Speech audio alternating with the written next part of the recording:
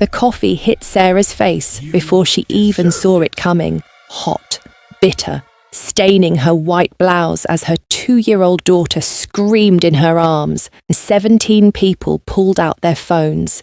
In exactly 24 hours, the man who threw that coffee would lose everything: his company, his fortune, his future. But to understand how Marcus Davenport destroyed himself in one moment of cruelty, we need to go back to the night he left his pregnant wife to die in a storm, back to where this all began. 5 years earlier, Sarah Chen stood in an art gallery, staring at her painting. It had taken her 3 months to finish. Fractured dreams, she called it. Blues and greys twisted into something that looked broken but somehow still held together. She made $42,000 a year teaching art to middle schoolers. Her studio apartment cost $1,800 a month. She was 25, single, and perfectly content with her small, quiet life. This piece, it's devastating, in the best way. Sarah turned. The man standing beside her wore a suit that probably cost more than her monthly rent. Dark hair, sharp jawline, eyes that looked like they could see straight through her. "Thank you," Sarah said. "It's about rebuilding after loss." "I know something about that," he said. "Marcus Davenport." He extended his hand. Sarah shook it. His grip was firm, confident. "Sarah Chen, you're not an artist." "Tech. Just sold my startup for $800 million, but I collect art. Well, I'm learning to. This is my first auction." He smiled, and something in Sarah's chest tightened. "Would you tell me about your process? I'd love to understand how you captured this feeling of being shattered, but still whole." They talked for an hour, then 2. Marcus listened like every word she said mattered. He asked about her students, her inspiration, her dreams. When the gallery closed, he asked if she wanted to get coffee. "It's 11 at night," Sarah laughed. "I know a place that's open, unless you're the kind of person who needs sleep." Sarah wasn't. They talked until 3 in the morning at a 24-hour diner. Marcus told her about losing his father at 19, about building his first company in his college dorm room, about the loneliness that came with success. "Everyone wants something from me now," he said, stirring his 4th coffee. "An investment, a connection, access. You're the first person in 2 years who's talked to me like I'm just a person." "You are just a person," Sarah said, not according to Forbes. But he smiled when he said it. Sad, tired, real. He called her the next morning and the morning after that. Within 2 weeks, they were inseparable. Marcus took her to Paris for a weekend. They walked through the Louvre for hours. He asked questions about every painting, genuinely curious, genuinely interested in what she thought. He bought her art supplies from a tiny shop near the Seine, the expensive kind she'd never been able to afford. "Create something in Paris," he said. "Capture this moment." She did. She painted the view from their hotel window, the Eiffel Tower at sunset. She gave it to him on the plane ride home. "This is the most valuable thing I own," he said, holding the small canvas like it was made of glass. 4 months later, he proposed. Eiffel Tower, sunset, a ring that cost more than her annual salary. "I know it's fast," Marcus said on one knee, tourists stopping to watch. "But I've never been more sure of anything. Marry me, Sarah. Let me spend my life making you happy." Sarah said yes. How could she not? He was everything she'd never thought she'd find. Successful but humble, wealthy but kind, driven but present. Her friends worried it was too fast, but Sarah had never felt more certain about anything. The wedding was 6 months later, 300 guests. Most of them are Marcus's business associates. Sarah's side of the church was sparse. Her parents were gone. She had her sister Emma, a handful of friends from teaching, and a few former college roommates. Marcus's side overflowed with tech executives, investors, venture capitalists, people in suits that cost more than cars. This is incredible, Sarah, but are you sure? Her friend Jessica whispered during the reception. You've stopped painting. You took that leave from teaching. You barely return my calls anymore. I've been busy planning a wedding, Jess. That's normal. Is it normal that Marcus chose your dress, your flowers, your bridesmaids? He has good taste. I wanted his input. Jessica looked at her for a long moment. Just promise me you won't disappear completely. But Sarah was already disappearing. She just didn't know it yet. Marcus suggested she take a year off from teaching after the wedding, to settle into married life, to travel with him when he needed to go on business trips.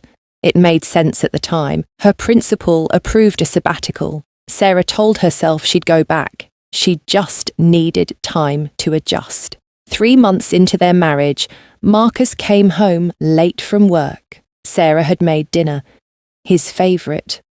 It was cold by the time he arrived at 10 p.m. You didn't text me you'd be late, Sarah said, trying to keep her voice light. I was in meetings, Sarah. I can't check my phone every 5 minutes. He loosened his tie, didn't look at her. I already ate anyway. Investor dinner.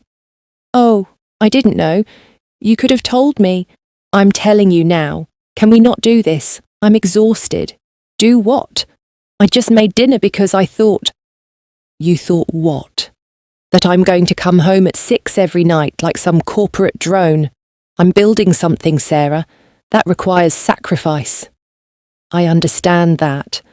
I'm just saying a text would have been nice. Marcus turned to face her then. His expression was cold, foreign. A text would have been nice. Do you know what I was doing tonight? Closing a deal that will make us another 50 million.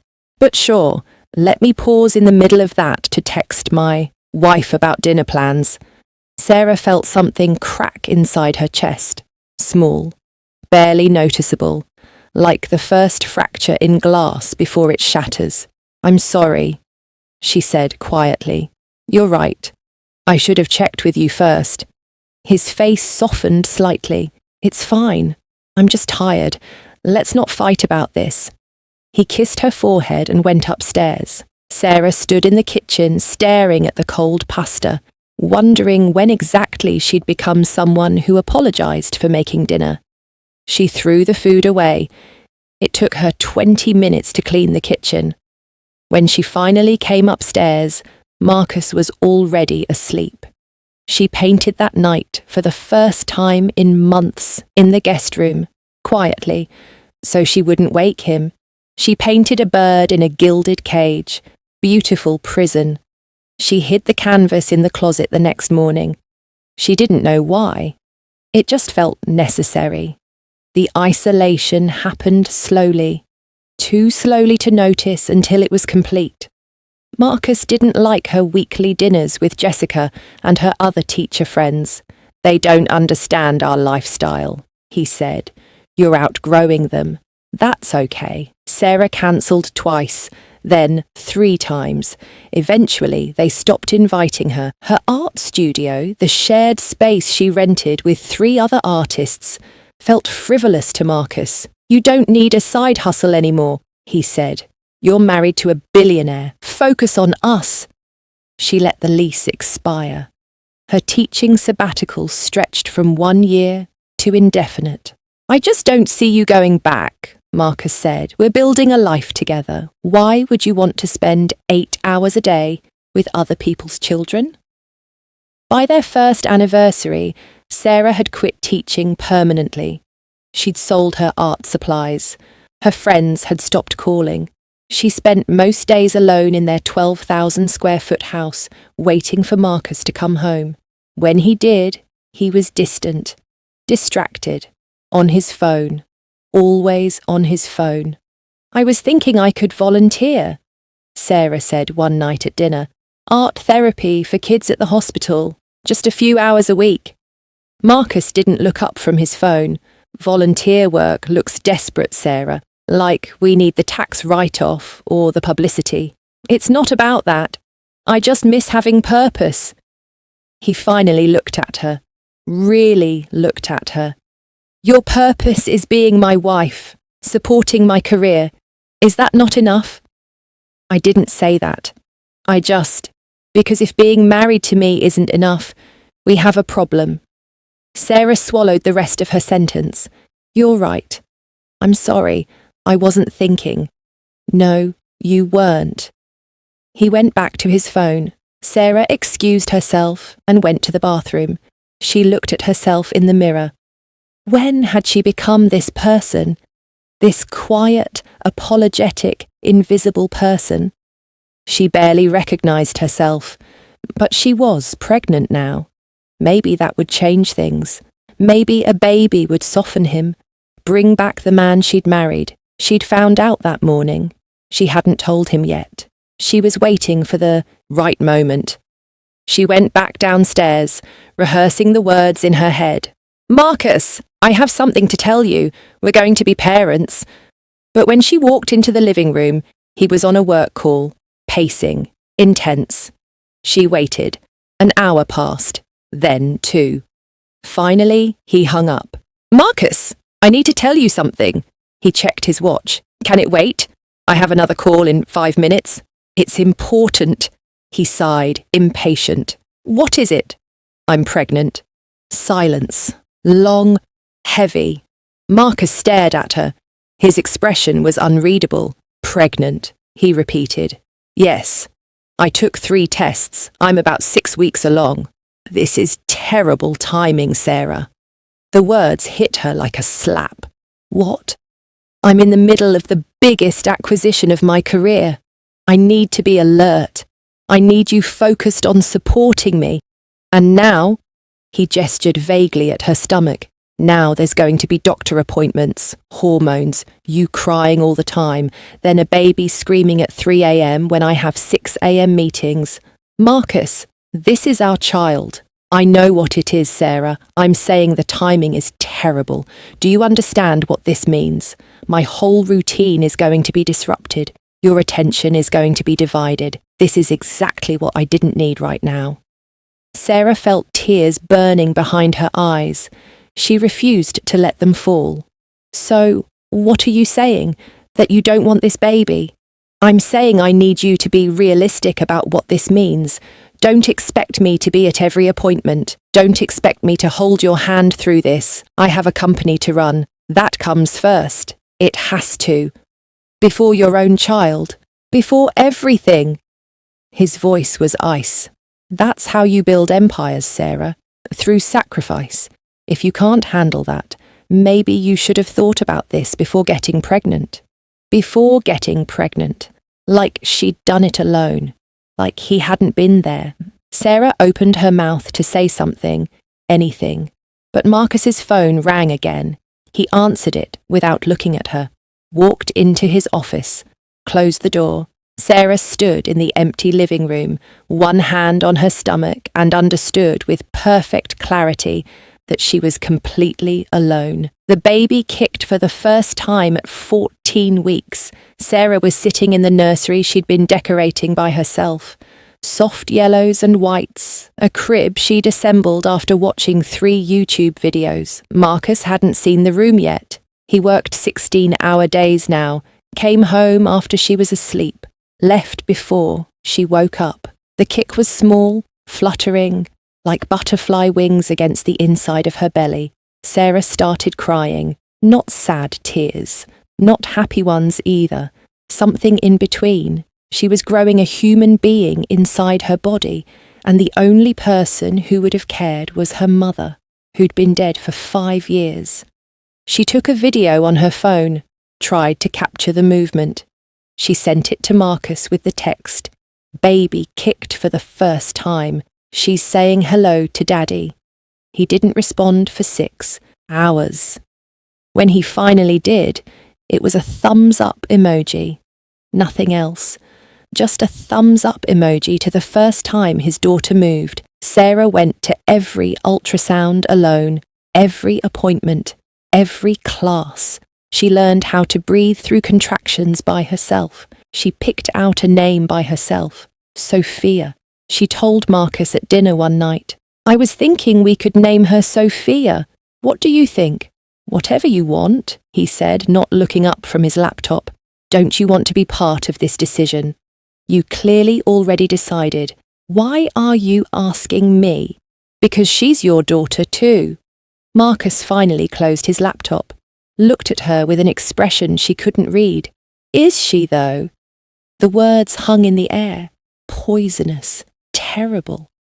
What did you just say? I'm just saying. I haven't exactly been involved. You've done all of this yourself. Maybe that's how it should be. Your baby. Your choice. Your responsibility. You're her father, Marcus. Biologically, sure. He opened his laptop again. Dismissed her. Dismissed their child. But don't expect me to play house, Sarah. That's not who I am. Sarah left the table, went to the nursery, sat in the rocking chair she'd bought herself. She rocked back and forth, one hand on her belly, and whispered to her daughter, I'm sorry. I'm so sorry your father is like this, but I promise you, I will love you enough for both of us. I promise. She meant it. She meant every word. But deep down, she knew this wasn't sustainable. This wasn't a marriage. This was a prison sentence, and she was only 7 months in. November 12th started like any other day. Marcus left at 6 in the morning without saying goodbye. Sarah spent the morning organising baby clothes, tiny onesies, socks the size of her thumb. She was 32 weeks pregnant now, 8 months. The baby was due in 6 weeks. Sarah had packed her hospital bag 3 times already, changed her mind about what to bring, changed it again. She was nervous, terrified actually, because she knew when labour started, she'd be alone. Marcus had already told her he wasn't taking time off work for the birth. I'll come when I can, he'd said, but the company needs me. By 7 that evening, Sarah felt off. Not sick exactly, just wrong, a tightness in her belly that came and went. She tried to ignore it, made herself tea, tried to watch TV, but the tightness got worse, sharper. By 9:30, she was timing them. Contractions, every 8 minutes, then 7, then 6. This wasn't right. She was too early. 8 weeks too early. Panic set in. Sarah called Marcus once, twice, 3 times, 4. He didn't answer. She left voicemails. Marcus, something's wrong. I'm having contractions. I need you. Please call me back. Please. By the 5th call, she was crying. By the 6th, she was terrified. At 9:47, he finally called back. Sarah, what? I'm in the middle of closing a $50 million deal. This better be important. I'm having contractions. Every 5 minutes. I'm only 32 weeks. Something's wrong. Are you serious right now? You're probably just having Braxton Hicks. False labour. I read about it. Marcus, I'm scared. I think something's really wrong. Then call an Uber and go to the hospital. I cannot leave this meeting. Do you understand how important this is? More important than your baby. Don't be dramatic. If it's really an emergency, the hospital is 10 minutes away. You're a grown woman. Figure it out. I'll be home in 2 hours. The line went dead. Sarah stared at her phone. He'd hung up on her. She tried to call Emma, her sister, but it went to voicemail. Emma was a nurse. She worked night shifts. She was probably with a patient.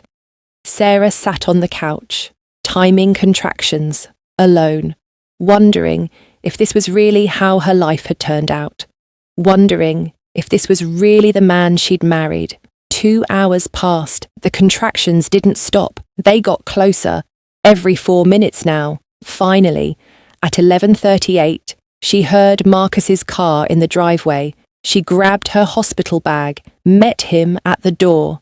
We need to go, now. They're 4 minutes apart. Marcus looked annoyed, exhausted. Fine. Let's get this over with so I can get some sleep. They drove in silence.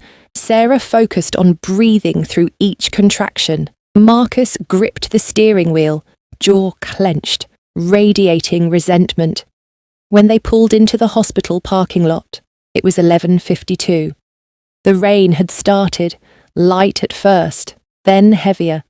Sheets of water obscuring the windshield. Marcus parked far from the entrance, didn't pull up to the emergency doors, just parked in a regular spot and turned off the car. Okay, let's go. But Sarah was having another contraction. She gripped the door handle, breathing hard, unable to move. Marcus waited, impatient, tapping the steering wheel. When it finally passed, Sarah reached for the door. Actually, you know what? I can't do this. Sarah turned to look at him. Can't do what? This, you, this pregnancy, this whole fucking charade. His voice was cold, empty. I'm done, Sarah. Done.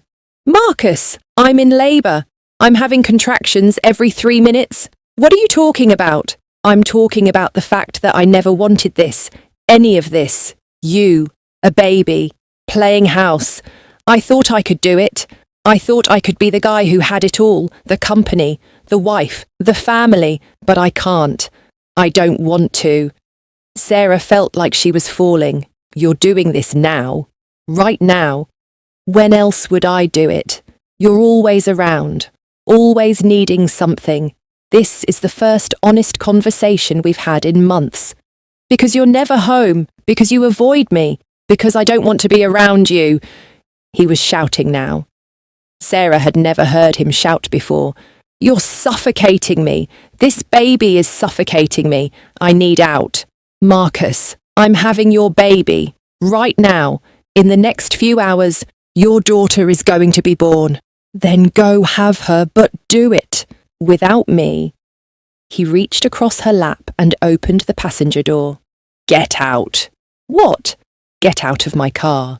Marcus, it's pouring rain. I can barely walk. Please, don't do this. I said get out.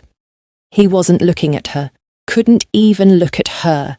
Sarah felt another contraction starting. She tried to breathe through it, but panic was setting in. This couldn't be happening. This wasn't real. Marcus, please, I'm begging you, don't leave me like this. I'm not leaving you.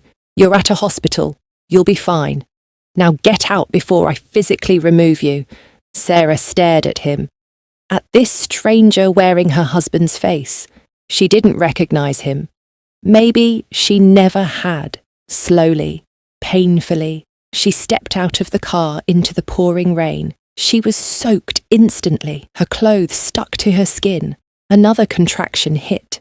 She doubled over, gripping the car door for support. This marriage is over. Marcus! Keep the baby. He pulled I the don't door need shut, her or you. locked it, and drove away.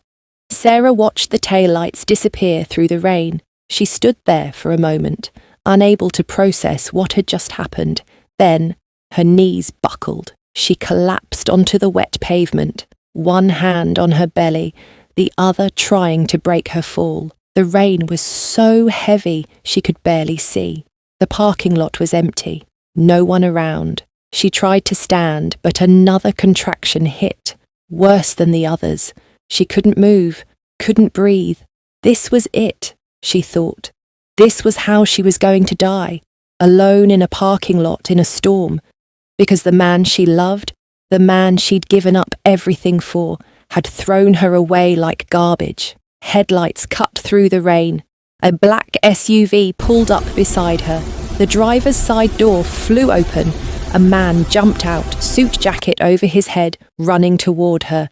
Mom, are you okay? We need to get you inside right now. He helped her up, practically carried her. Sarah couldn't speak, couldn't process. She just let this stranger guide her toward the emergency entrance. He was shouting for help. Nurses came running with a wheelchair. Someone wrapped a warm blanket around her shoulders. The man stayed with her, gave the nurses information. Calm, in control. When they wheeled her into an examination room, he followed. Sir, are you the father? A nurse asked. No, I just found her in the parking lot. She was alone. Where's her husband? The stranger looked at Sarah. She couldn't meet his eyes, couldn't say the words out loud. He turned back to the nurse. She needs emergency contact information, family, someone who can be here with her. Sarah managed to whisper her sister's number. The stranger called Emma himself, explained the situation, promised to stay until she arrived. The contractions were false labour. Stress-induced, the doctor said, but severe enough that if Sarah had been in the rain 10 more minutes, hypothermia could have harmed the baby. The stranger had saved them both. When Emma finally burst into the room 2 hours later, the man stood up. "You must be Emma. Your sister is okay. The baby is okay. They're both stable now."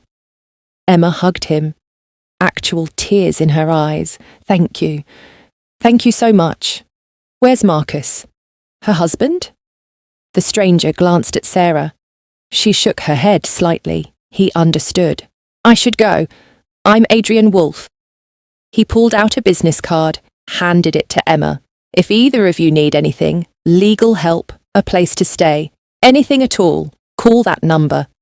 "Why are you helping us?" Emma asked. "You don't even know us." Adrian smiled, sad, knowing. "Let's just say I know what it's like when someone abandons you when you need them most. No one should go through that alone." He looked at Sarah one more time. "You're stronger than you know. Don't forget that." Then he left. Sarah never even got to thank him. She filed for divorce 3 days later. Marcus didn't contest it. Actually seemed relieved. His lawyer offered $50,000 as a settlement. Sarah wanted to fight, wanted to make him pay, but she was too tired, too broken. She just wanted it over. She signed the papers, took the money, moved into Emma's guest room, and tried to figure out how to rebuild a life from nothing. The next 3 months were the hardest of Sarah's life. She went to therapy twice a week. Saw a lawyer about custody. Marcus had already signed away his parental rights, didn't want anything to do with the baby. Sarah should have been relieved. Instead, she felt like she'd failed her daughter before she was even born. Her father didn't want her. What did that say about Sarah's judgment, about her choices? She started painting again. Small pieces at first, abstracts that didn't mean anything, just colour and emotion on canvas. Slowly she started to feel like herself again, started to remember who she'd been before Marcus. Emma was incredible, patient, supportive. She went to every remaining doctor appointment with Sarah, helped set up the nursery in her tiny guest room, threw Sarah a baby shower with 12 people. Small but full of love, real love. The kind that didn't come with conditions. At 39 weeks, Sarah went into labour. Real labour this time. Emma drove her to the hospital, held her hand through every contraction, and when Emma Grace Chen came into the world at 4:23 in the morning, screaming and perfect, Sarah cried so hard she couldn't breathe. "She's here," Emma whispered. "Your baby girl is here." Sarah held her daughter, counted her fingers, counted her toes, stared at this tiny, perfect human being she'd grown. "Hi, baby. Hi, Sophia. I'm your mum. And I promise you, I will never let anyone make you feel unwanted. Ever. You are so loved. So, so loved." She meant it, every word, but she also knew she had to figure out how to provide for this child. $50,000 wouldn't last forever. She needed a job, a plan, a future. 2 days after bringing Sophia home, Sarah's phone rang. Unknown number. "Hello? Sarah Chen, this is Adrian Wolfe. We met a few months ago at the hospital." Sarah's breath caught. "I remember. I never got to thank you properly." "You don't need to thank me. I was calling to check on you and the baby. Are you both okay?" "We're okay. We're home. She's perfect. I'm glad." A pause. "I hope this doesn't sound strange, but I've been thinking about you, about what happened that night, and I wanted to make sure you had support. Do you need anything? Legally? Financially?" "I don't need charity, Mr. Wolfe." "It's not charity. It's just someone who's been through something similar wanting to help. My wife died 3 years ago, cancer. The last 6 months were brutal, and I learned that accepting help isn't weakness, it's survival. Something in his voice broke through Sarah's defences. I'm sorry for your loss. Thank you. Look, I know you don't know me, but if you ever need someone to talk to, or if your daughter needs anything, or if you just need a friend who understands loss, call me, please. He gave her his personal number, told her to use it, then hung up before she could respond. Sarah stared at her phone for a long time. Then she saved his number, just in case. 3 weeks later, she called him. Not because she needed anything, just because she was lonely, because Emma was at work and baby Sophia was finally asleep and the silence in the apartment was suffocating. Adrian answered on the second ring. Sarah, is everything okay? Everything's fine, I don't know why I called. I'm sorry. Don't apologise. I'm glad you called. How's motherhood? They talked for an hour. About nothing important, about everything important, about how hard it was to be alone, about grief, about starting over. When they finally hung up, Sarah felt lighter, less alone. It became a regular thing. Adrian would call to check in. Sarah would call when she needed to hear an adult voice. Slowly, carefully, they became friends. When Sophia was 3 months old, Adrian asked if Sarah wanted to meet for coffee. Just coffee, he said. No pressure. I just think it would be nice to see you, to meet Sophia. Sarah agreed. They met at a small cafe near Emma's apartment. Adrian held the baby like he'd done it 1,000 times before. Natural, gentle. Sophia grabbed his finger and didn't let go. She likes you, Sarah said. I like her. Adrian smiled down at the baby. She has your eyes. Everyone says that. Because it's true. She's beautiful, Sarah. You did an incredible job. I haven't done anything yet. I'm just trying to keep her alive. You're doing more than that. You're giving her a chance at a life free from toxicity. That's everything. They talked for 3 hours. About Adrian's late wife, about Sarah's ex-husband, about healing, about hope. When they finally left, Adrian walked them to Sarah's car. Can I see you again? He asked. Not just phone calls, actual time together. Are you asking me on a date? I'm asking if I can be part of your life, however that looks. Friend, support system, whatever you're comfortable with. Sarah looked at this man who'd saved her life, who'd called to check on her, who held her daughter like she mattered. Yes, I'd like that. Over the next 6 months, Adrian became part of their lives. He came over for dinner once a week, helped Sarah assemble furniture, bought groceries when he knew money was tight. He never pushed, never pressured, just showed up, consistently, patiently, kindly. Sarah fell in love slowly, then all at once. It happened one night, when Sophia was 10 months old. Adrian was on the floor, playing with her, making ridiculous faces. Sophia was laughing so hard she had hiccups. Sarah watched them from the kitchen and realised something terrifying and wonderful. This was what love looked like. Not grand gestures, not expensive gifts, just presence, just showing up, just caring. When Adrian looked up and saw her watching, he smiled. What? Nothing. Just thank you for being here, for being you. He stood up, walked over to her. Sarah, I need to tell you something, and if it's too soon or if you're not ready, just say so and we'll never speak of it again. Okay. I love you. I love Sophia. I love the life we're building together. And I know it's only been 6 months. I know you're still healing. But I can't keep pretending I'm just your friend. Because I'm not. I'm in love with you. And I want to be Sophia's father. Not biologically. But in every way that matters. I want to be the person she calls Dad. The person you call when things fall apart. The person who shows up every single time, if you'll let me.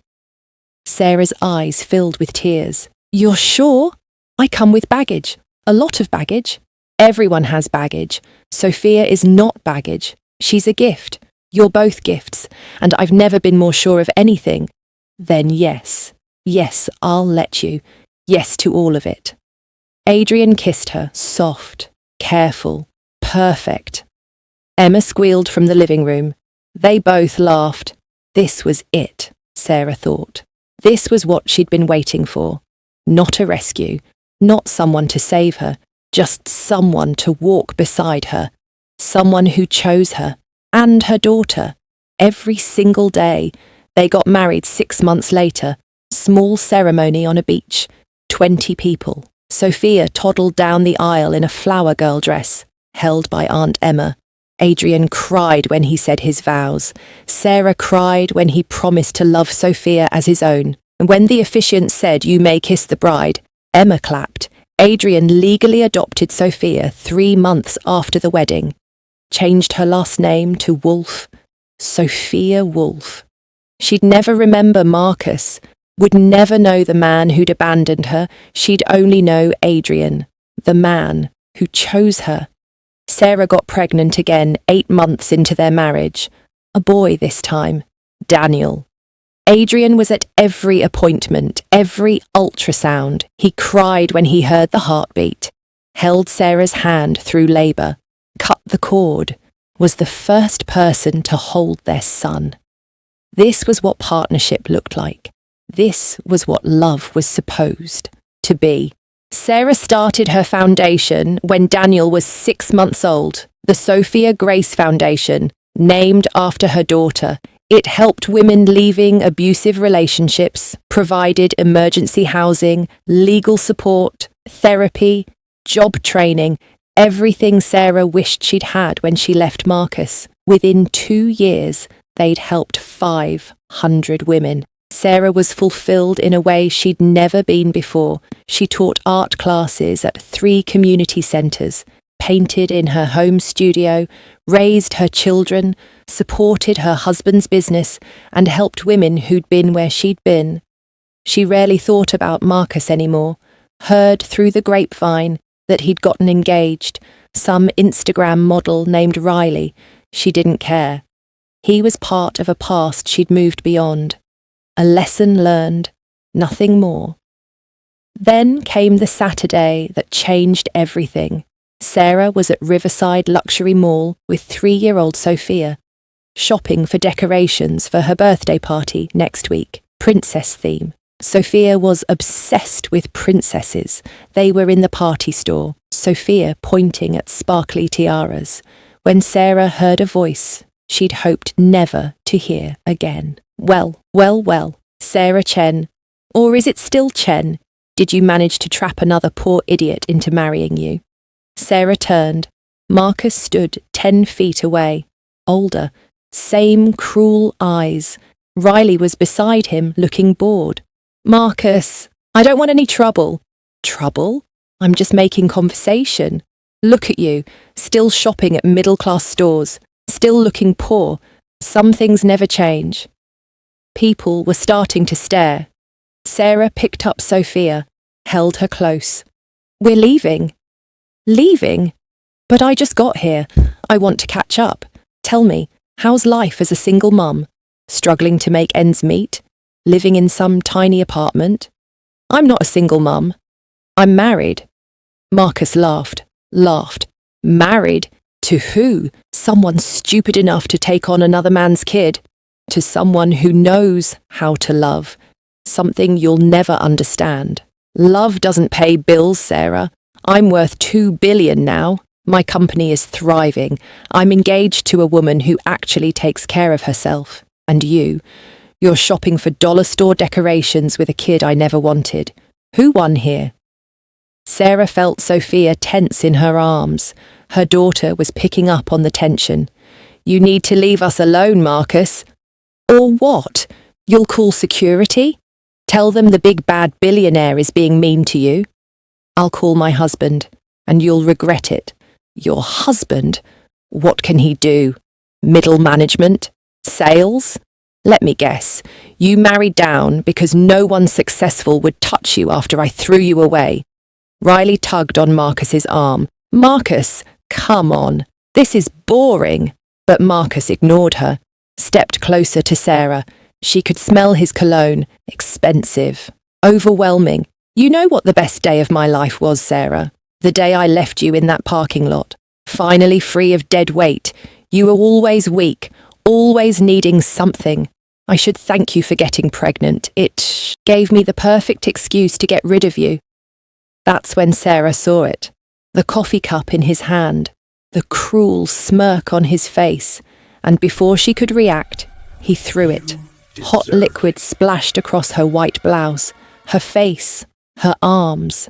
Sophia started screaming. The crowd gasped. At least 15 phones came out, all recording. Marcus stood there, satisfied, smiling. Oops, my hand slipped. Consider that a reminder of what you lost when you lost me. Sarah stood frozen, coffee dripping from her hair, Sophia crying in her arms. She couldn't speak, couldn't move, and then she heard footsteps, fast, purposeful, a voice that made her knees weak with relief. Step away from my wife, now. Adrian appeared through the crowd with 2 security guards. He walked straight to Sarah, took Sophia gently, handed her to one of the guards, then put his arm around Sarah's shoulders. Only then did he turn to face Marcus. Adrian Wolfe. Marcus's voice cracked slightly. What are you doing here? That's my wife you just assaulted, and my daughter who's terrified, so I'm here to make sure you understand exactly what you've just done. Your wife? You married her? Adrian, come on. You're worth $6 billion. You could have anyone. Why would you choose my leftovers? Adrian's jaw tightened. She's not leftovers. She's the woman I love, the mother of my children. And you just committed assault in front of 47 witnesses. Security, make sure every single person who recorded this sends their footage to my legal team. He pulled out a business card, held it up. People in the crowd nodded, already uploading videos. Adrian turned back to Marcus. His voice dropped, cold, lethal. Do you know what day it is? What? It's November 12th. 2 years exactly since you left your pregnant wife in a hospital parking lot during a storm with contractions every 3 minutes. I was the one who found her on her knees in the rain, hypothermic, terrified. I've been waiting 2 years for the right moment to destroy you, and you just gave it to me. Marcus's face went pale. I don't know what she told you, but that's not what happened. I have the security footage. The hospital gave me a copy. Every second of you driving away while she collapsed, and in about 30 minutes, the entire world is going to see it, along with footage of what you just did here. And then, Marcus, your life is going to fall apart, piece by piece, starting right now. Riley pulled away from Marcus. Wait, you left your pregnant wife? Marcus, what the hell? Riley, don't listen to him, he's lying. Adrian pulled out his phone, showed Riley the timestamp on a video file. This is from November 12th, 2 years ago. Hospital parking lot. Security camera. Want to watch? Riley looked at the phone. Her face went white.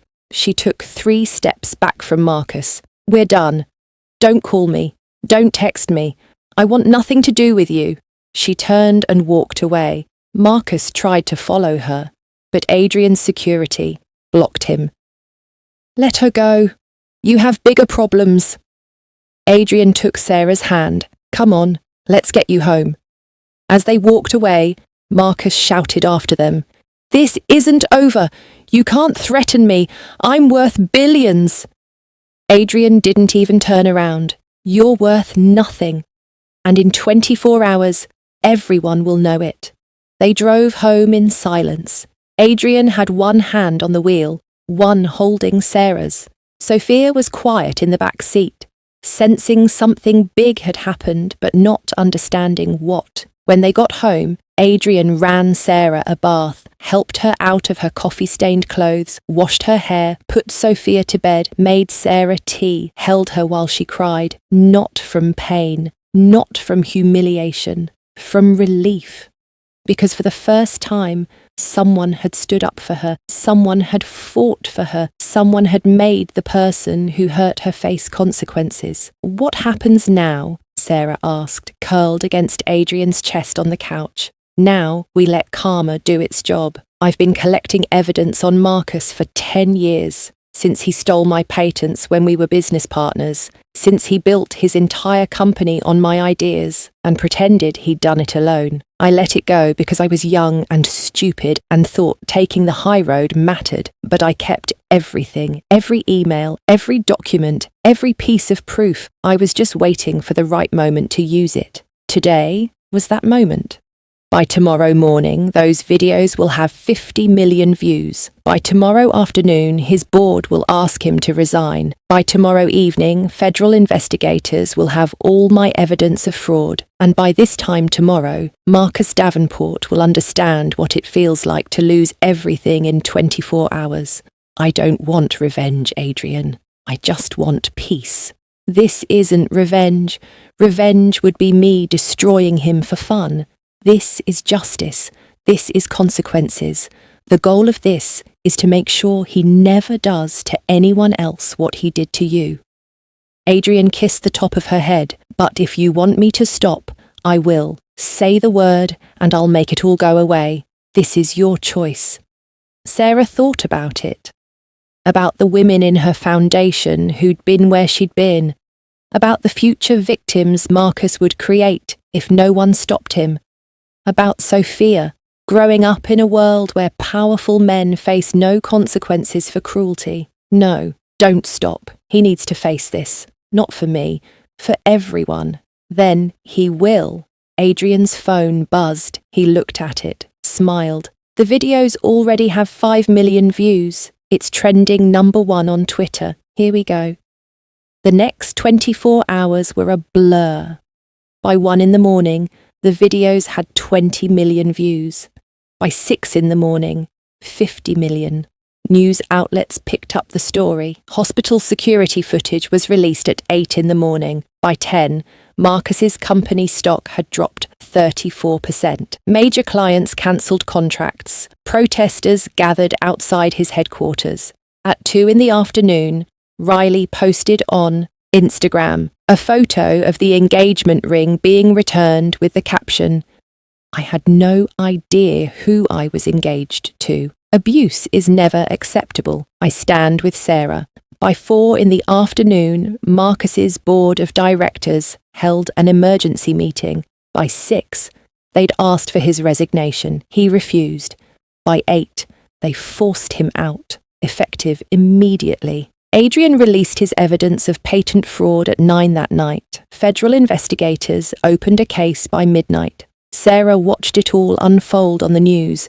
She felt nothing. No satisfaction, no joy, no anger, just a strange, hollow numbness. Marcus had been such a huge presence in her life, this monster who'd defined her trauma, and now he was just a man on TV, losing everything, looking small and scared and human. 2 weeks later, Sarah was invited to do an interview. A major news network. They wanted her side of the story. Adrian left it up to her. She decided to do it.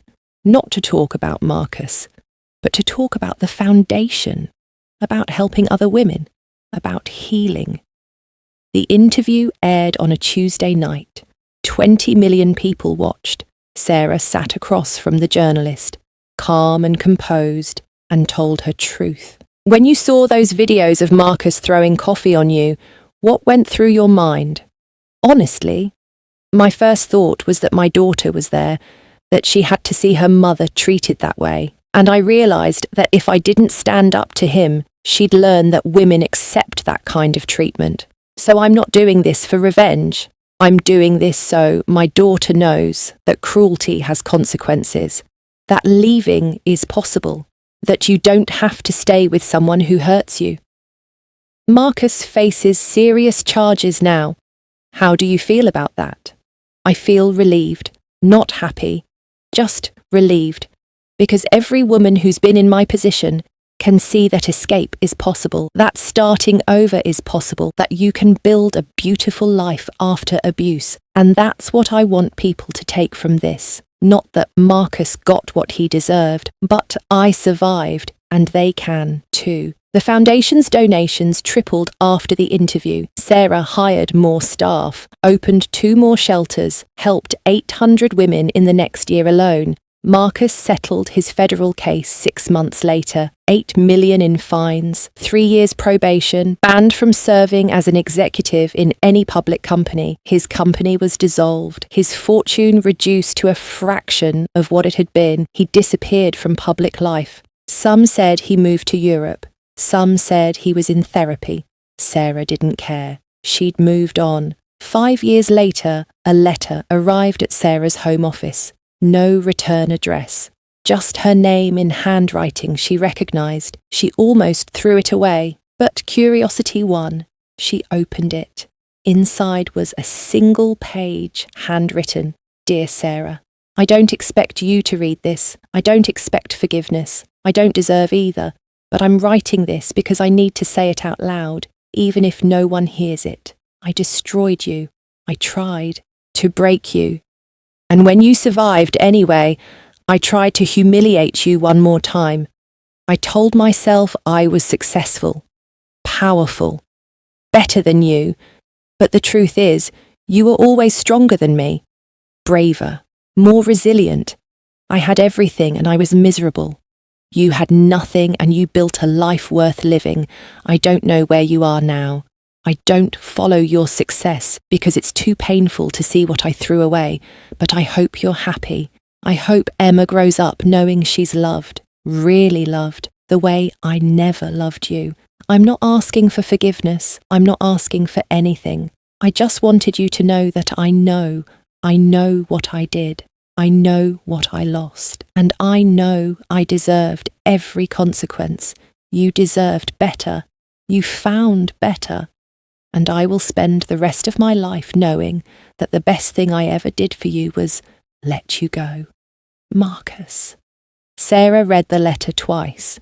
Then she folded it carefully, put it in a drawer, and closed it. She didn't feel anger, didn't feel vindication, just a quiet, settled peace. Adrian found her 20 minutes later, staring out the window at their garden where Sophia and Daniel were playing. Everything okay? Everything's perfect. She turned to face him. Marcus sent a letter, an apology, acknowledgement of everything he did. Do you want to respond? No. I don't need to. He needed to write it. I don't need to read it. That chapter is closed. This is my life now. You, our kids, the foundation, the women we help. That's what matters. Are you sure you're okay? Sarah smiled, really smiled. I'm more than okay. I'm free. For the first time in years, I'm completely free. He can't hurt me anymore. His words don't matter. His opinion doesn't matter. He's just a stranger now, someone I used to know, nothing more. Adrian pulled her close. I'm proud of you. You know that. I know. And I'm grateful. For you. For this life. For second chances. She kissed him. Long and slow and full of everything she couldn't say out loud. When they finally pulled apart, Daniel was calling for them from the garden. Something about a caterpillar he'd found. They walked outside together, hand in hand, into the sunshine where their children were laughing, and Sarah thought about how far she'd come.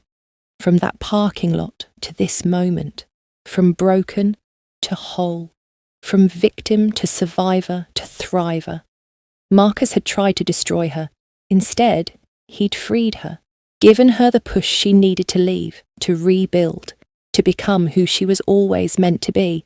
And now she helped other women do the same. 50 women a month finding their way out of darkness, finding safety, finding hope, finding themselves again. That was her revenge, not his downfall. Her rise, not his suffering. Her healing, not his loss. Her gain, And as she watched Adrian lift Daniel onto his shoulders while Emma chased butterflies through the flowers, Sarah understood something profound. Karma doesn't punish, it teaches. It shows you what happens when you choose cruelty over kindness, when you choose ego over empathy, when you choose yourself over everyone else. Marcus learned that lesson the hard way, but Sarah learned something else, that love exists. Real love, the kind that shows up, the kind that stays, the kind that fights for you even when you're too tired to fight for yourself. And that was worth more than any revenge, worth more than watching him fall, worth everything. If this story moved you, if it reminded you that leaving is possible and healing is real, please subscribe to this channel, comment, like, and share your thoughts with us. Every week, we share stories of strength, resilience, and karma delivered to those who deserve it. Stories of women and men who refused to stay broken, who chose themselves, who rebuilt their lives from nothing and became everything. Your subscription helps us reach more people who need to hear these messages, who needs to know they're not alone, who needs proof that toxic relationships don't define you forever. Hit that subscribe button, turn on notifications, and join a community of survivors and believers in second chances, because everyone deserves to know that after the storm comes sunshine. After the pain comes peace, and after the ending comes a beautiful new beginning. Subscribe now. Your story matters, and we're here to tell it. The end.